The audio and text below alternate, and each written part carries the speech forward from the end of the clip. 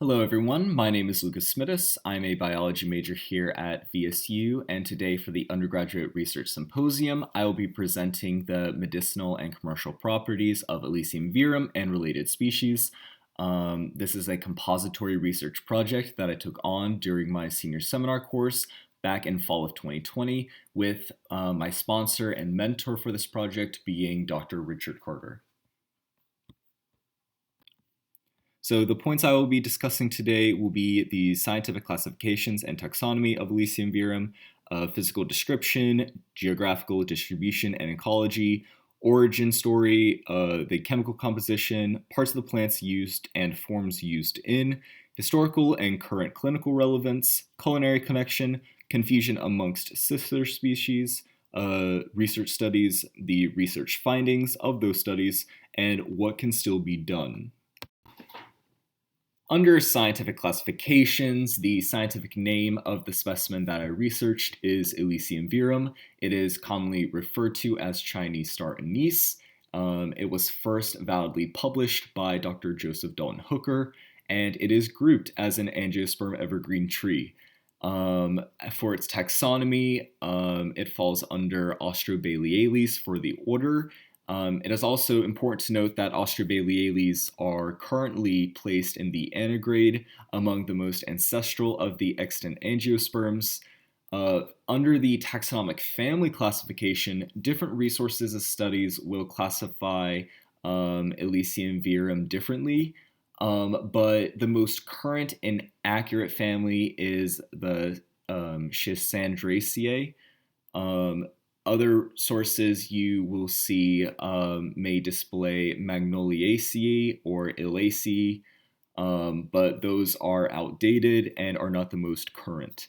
And for genus, it is Illicium, and under this genus, there are about 40 to 45 different species. So the physical description of Illicium verum is that it is an evergreen tree that produces white flowers. And it tends to exhibit tepals with a reddish inner portion. The fruit is described as a capsule-like aggregate with 5 to 10 boat-shaped capsules arranged in a star-like pattern, with each capsule containing a seed pod.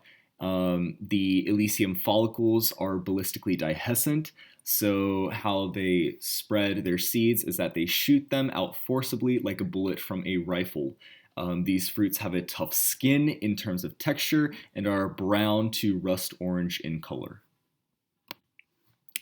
Ecology-wise, Illicium verum primarily grows in the hilly and mountainous regions of tropical to subtropical zones. Elevation levels of 100 to 2100 meters above sea level typically allows for optimal growth. Later in this presentation, you will see that all of the locations in terms of geographical distribution of Illicium verum presented will be under these either subtropical or tropical zones. For geographical distribution, Illicium verum is native to varying parts of Asia, including India, Vietnam, and most notably China. It can also be found in additional locations such as Indonesia and Central America. Now, the origin story of Illicium verum is actually kind of fascinating. It originated in southwest China and northeast Vietnam, and it's been around for more than 1,000 years. The earliest known record that we have is by a well-known herbal doctor who lived during the Tang Dynasty, Sum Samao. He showed that the people of the Nijing and the Longzhou of the Guangxi provinces of China were the first to collect, cultivate, and utilize this Chinese plant for both culinary and medicinal purposes. So the two parts of the Illicium verum plant that are used are the fruit and the seeds. The fruit is used as a flavor and cooking spice, and the seeds are used as a source for extract and oils. The maturing flowers and leaves are typically discarded as they have no current known clinical or commercial use.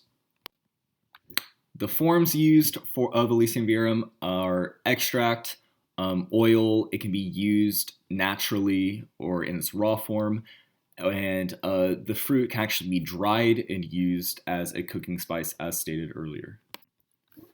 So, under chemical composition, shikimic acid is the most notable thing that we will be discussing in this presentation, but that will be discussed later as we'll learn about its medicinal properties. The second most notable compound is transanethol. It is a chemical compound known for its insecticidal, larvicidal, and antimicrobial properties, and it makes up about 89.5% of the extracted oil from Illicium verum seeds.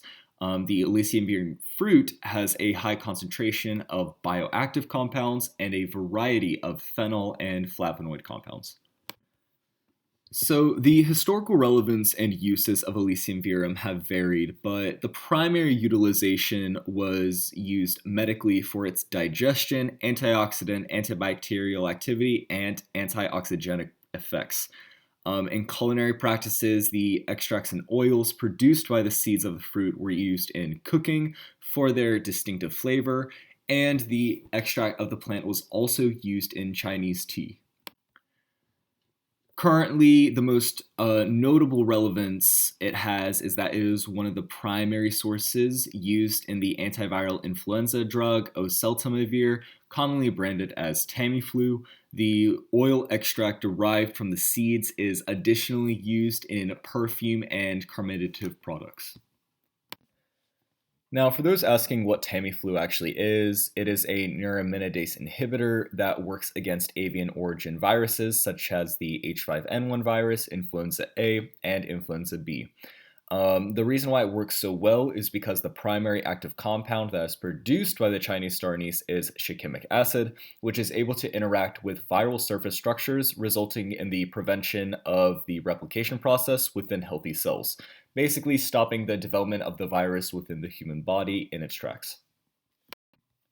Other beneficial properties of Elysium verum include but are not limited to antioxidant properties, preservative properties, anti-inflammatory properties, antifungal properties, and antimicrobial properties. So there have been adverse effects that have been found in connection to Elysium verum. For example, in the overconsumption of Chinese star anise extract, for example, in tea, the adverse side effects like neurotoxicity and hepatotoxicity can occur. In the case of Tamiflu, adverse side effects could range from nausea to vomiting to diarrhea and to constipation. So, one of the species in this genus that is commonly mistaken for the consumable Elysium verum is the highly toxic Illicium anisatum, commonly known as the Japanese star anise. Elysium verum tend to exhibit tepals with reddish inner portions, as we discussed earlier, whereas Elysium anisatum tend to exhibit tepals with white or yellow inner portions. Japanese star anise contain dangerous levels of sesquiterpene lactones, which is a compound that makes the plant very toxic upon consumption.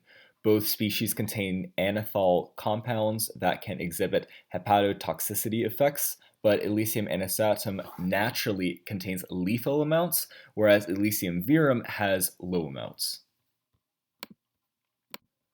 So I wanted to draw a comparison to a local species that you might find here, Elysium floridanum. This species is native to the southeastern regions of North America, more specifically the Florida Panhandle, southwestern Georgia, southern Alabama, southern Mississippi, and eastern Louisiana. One difference between these two species would be the ecological relevance. Elysium verum is found in mountainous regions of China and Vietnam, whereas Elysium floridanum is found in the lowlands of North America. One common ecological feature that both species of Elysium share is that they are both found in the subtropical climate zones. But just like Japanese star anise, the fruit produced by the Florida star anise is toxic upon consumption due to it containing the sequiterpene lactones. The first study has to do with the antifungal properties of Elysium verum. In this study, essential oil was used against plant pathogenic fungi. This concentrated oil was obtained from the seeds through hydrodistillation, and its chemical composition was determined by gas chromatography and mass spectrometry. Primary chemical component that was being looked at in the study was transanethol, and the research study tested about 11 different plant pathogenic fungi. Tests such as direct contact assays, vapor contact assays, and spore germination rates were conducted in order to get an accurate depiction of the antifungal properties of Illicium verum. The combined results of each experimental test concluded that the Illicium verum oil extract and the trans-anethol compound had very positive antifungal properties that could be used by agricultural companies as natural fungicides for plant disease control in fruit and vegetable preservation. So the second study that I wanted to go over focused on the antiviral properties towards avian retroviruses, infectious bursal disease virus, Newcastle disease virus, and infectious laryngotracheitis virus. This study tested on animals, specifically adult chickens and chick embryo fibroblast cell cultures as the test subjects. Viral inoculations of each virus being tested were introduced to their own set of chick embryo fibroblast cell cultures 5 times each in order to ensure viral adoption to the cultures. The cultures utilized 3 different approaches: pre-inoculation, post-inoculation, and simultaneous inoculation, with each approach utilizing cultures with 100% methanol extract, 50% methanol extract, and water extract. So the results of the antiviral activity of Illicium verum extracts against IBDV showed that the highest inhibitory rate was under the simultaneous inoculation method using water extract.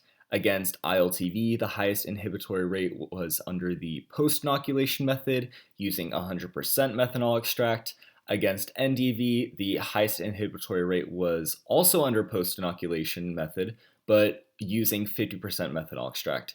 The avian retrovirus cultures showed the highest inhibitory rate under the simultaneous inoculation method using water extract. Now, through all this, Illicium verum has been proven to be effective against a multitude of viruses. What I have listed here is just a few of them that I've discussed, such as H5N1 virus, influenza A and B, avian retroviruses, infectious bursal disease virus, Newcastle disease virus, infectious laryngotracheitis virus, HIV, herpes simplex virus, both type 1 and type 2, and bovine herpes virus type 1.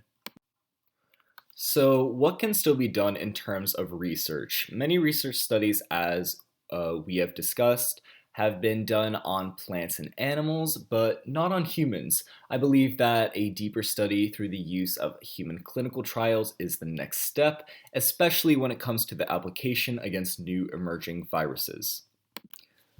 So just in case, I included my literature cited that coincides with both my presentation and my paper. So if anyone is interested in seeing where I got any of my information from, here it is. I would also like to give a big thank you to Dr. Richard Carter. He was my mentor through all this and helped me whenever I needed him.